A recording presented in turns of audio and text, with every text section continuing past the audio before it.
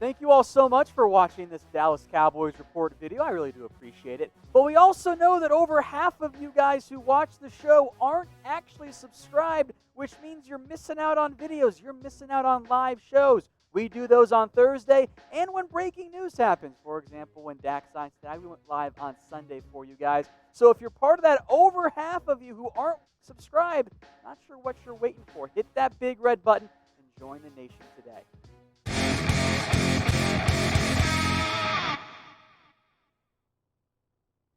Yeah, you guys know we're going to start off with, right? Of course it's on Jamal Adams. What else would we lead off with today's show? Would he take less if he came to the Dallas Cowboys? I'll bite, sure. It's at a certain level, yeah, I'm inclined to believe this. I'm also inclined to believe, maybe you could interpret this as, he'd be willing to wait on an extension, which frankly, I just pay him now because it'll save me more money in the long run there.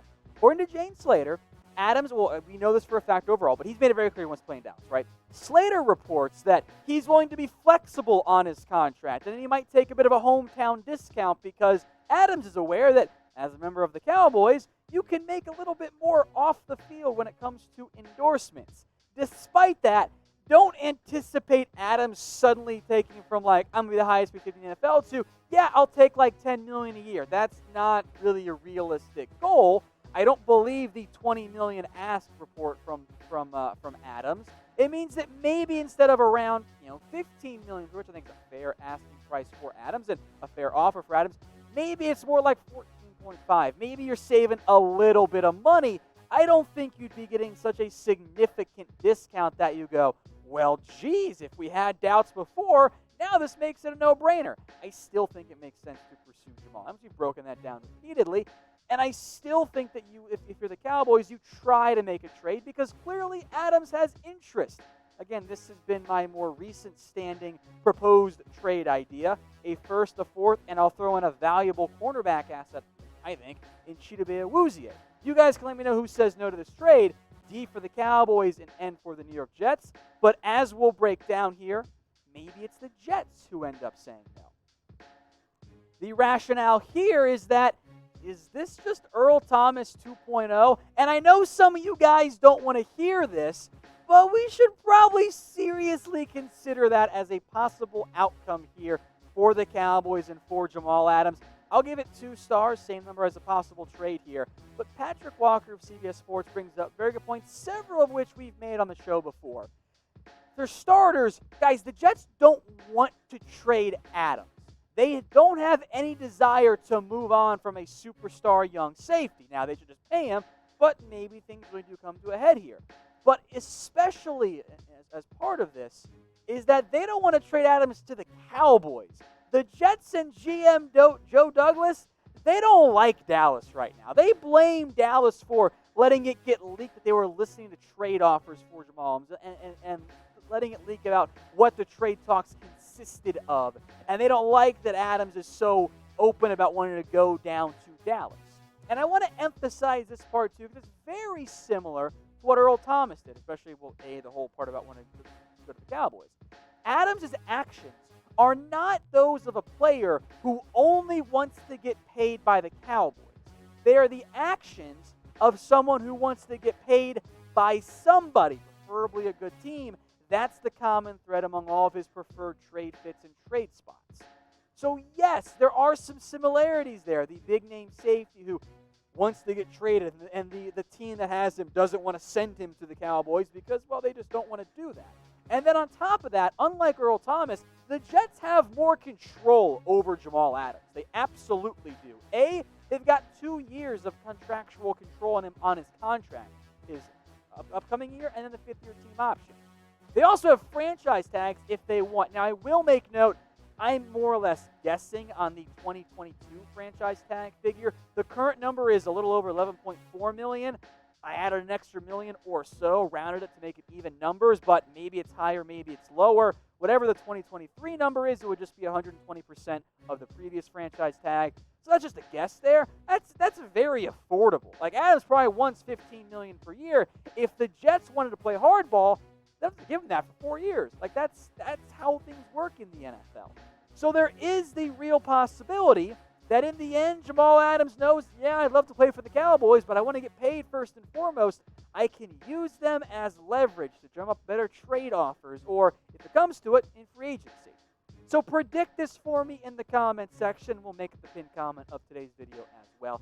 Do you think the Cowboys will get Jamal Adams? And I think trade is the main focus on this one. Type Y for yes or type N for no. Do you guys remember the SpongeBob episode where they have that scene where the guy yells, "How many times do we have to teach you this lesson, old man?" That's where we're at every time I see someone from a major media go like, "Well, what about trading Michael Gallup?" Hell no. Why would the Cowboys do that? Fake news, this remains stupid. The Cowboys are not going to do that. I'll let you guys in on a secret. Almost all NFL teams' mindset, including the Cowboys, is to not take away star playmakers from your quarterback. That's normally a bad idea. And I get it. I get why, because long term, you're going to have issues potentially paying Cooper and Gallup and Lamb, but that's not right now. Gallup is young, he is talented, he is productive, and he is cheap. Those are not players you trade away. It's kind of like Fetch, right? Stop trying to make a Michael Gallup trade happen. It simply doesn't make sense. And Bleacher Report was like, you get a day 2 pick for him. Why am I selling low on Michael Gallup? This dude's coming off a 1,000-yard season with 6 touchdowns, and he's not even 25 years old yet. You don't trade away those guys for a day 2 pick. Especially, by the way, when you go to the rest of the wide receiver depth chart and you go, oh dear, if we trade away Gallup, we got Cooper, Lamb, and a bunch of gigantic question marks that probably aren't going to produce in the way you want.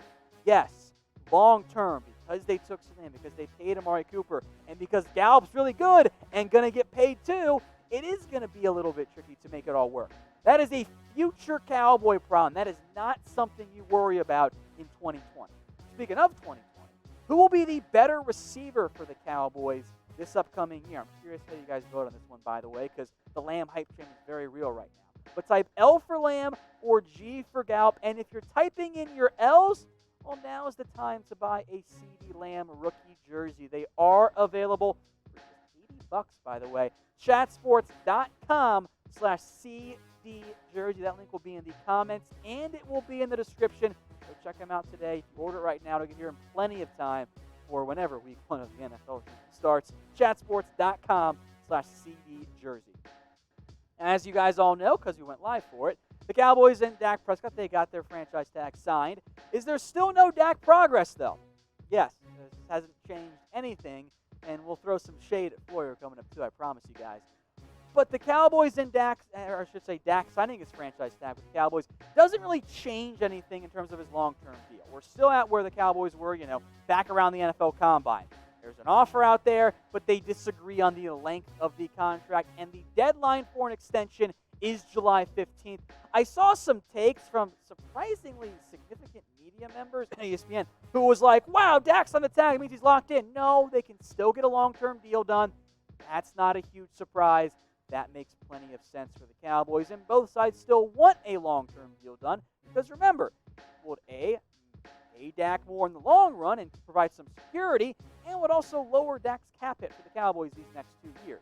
Now, I do want to make note, because I feel the need to remind certain people, and also call out the woke loser, Mike Florio, that there were some things that were never going to happen. Shout out James for that one. Dak was never going to hold out. Now, if you wanted to call him skipping the voluntary workouts a holdout, that's different. But he was never going to skip camp. That's been very, very clear now. The Cowboys are not going to trade Dak Prescott. It's not what they're trying to do right now. And Florio, the Cowboys were never going to rescind the tag. He was the only one that suggested it, and then tried to act like the Cowboy like Dak signing the tag means he was worried about it. No, wrong. He just made it up to get views. It was never ever going to happen. The issue, as I mentioned, remains on the years. That's where things are currently at. And again, years impact the money. We've shown this graphic before. This is just one potential contract structure. Just keep that in mind, but I went with even numbers and even flow. The longer a deal goes, the more money typically you pay a player per year. Because a 4-year contract structure actually pays Dak more per year. You see 29 versus 27, and by the time we get to year 5 of that deal, when the big old TV money comes into play, $43 million per year. Oh, I think Dak's going to be getting more than that because the quarterback market's going to explode. It already did explode. It continues to grow. The quarterback market, regardless of if the salary cap stays flat, it ain't going to go on the other way, guys. You're not going to suddenly stop paying quarterbacks. It's just not how it works. These aren't extra quarterbacks. Like, the Cowboys' mistake in the end was letting Wilson and Big Ben and Goff and Wentz and Cousins all get deals done before they got a deal done with Dak Prescott. Now they're going to literally pay the price for that mistake in the long run. Now, it's a little bit different here, but it's fun. I don't want to ask you what Dak did because we've been over that 100 times. Dak posted this photo on his Instagram, not long after he signed that franchise tag tender. So grade the look. A, B, C, D, or F. I'll tell you what, I don't think there are very many quarterbacks that could rock this in the NFL. You guys cast your votes for me in the comments section. I think it's an A. I think Dak can totally pull off the cowboy hat. I think it works for him. I'm giving it an A. Let me know what you guys think, though, down there in the comments. All right, back being, Debbie Downey over here. No Hall of Fame game for the Cowboys and Steelers. I'm going to give it 3 stars, and I think it's kind of bordering on 4 at this point. I just don't think it's likely with where the NFL is at amid the COVID-19 pandemic. The NFL hasn't even announced dates for training camp yet. And remember, they're a little bit behind from their normal OTAs and all of that. They've discussed a shorter preseason. If they go shorter preseason, literally the first thing to go is the extra preseason game that only the Cowboys and Steelers are going to play in. It's on August 6th. We're rapidly approaching a month away from that. I just think it's going to be a little bit too tricky to pull that off. In fact, what you might end up seeing is maybe you go with an elongated training camp and reduce the preseason. Maybe what the Cowboys and the NFL end up doing is they get rid of weeks 1 and 2, and you go with more of a closer game, for example, for the Cowboys, home against the Chiefs, and then on or against Houston. So as much as I wanted the Hall of Fame game to happen, because that is a very good thing for the Cowboys, that extra time, I just don't think it's going to end up happening this year. Now, we also don't know if fans will be allowed to go to games this year. If we are allowed to, would you go to one? I want you guys to type 1 for yes or type 0 for no. And if you're typing in 1, you're probably going to have to, or at least be highly recommended to, wear face masks at the games. And you can rock the Cowboys while you do it. Chatsports.com/Cowboys mask. They have all types of styles and colors. They got 3-packs, individuals, all types of variety on there at that link. It's chatsports.com/Cowboys mask. I don't know about you guys, but I will gladly wear a mask if it means my sports can come back. I want the NFL to play this year, so yeah, I'm going to wear a mask because it's simple, it's easy, and it helps me get my sports back sooner. That link's in the comments and the description, chatsports.com/Cowboys mask. Over now to a Joe Looney extension. I'll be honest, I wasn't ready to see this one pop up. I'll give it 1 star. I don't think it's all that likely. There is some rationale behind it from ESPN. They mentioned Looney as a potential in-season extension candidate because he is in the last year of his deal, coming off that cheaper 1-year deal he signed this offseason. The argument was, well, if Looney wins the job, maybe the Cowboys could extend him, which I guess is true. A couple of ifs in there, though. Remember, the Cowboys have young options on this roster. You could turn to Connor McGovern. You could, in theory, turn to Tyler Beatis, who I know many of you want to win that starting job. And even if Looney is the starter in year 1, he's going to turn 30. He's entering the last year of his contract. Is he the best long-term option as the Cowboys starting center? Maybe.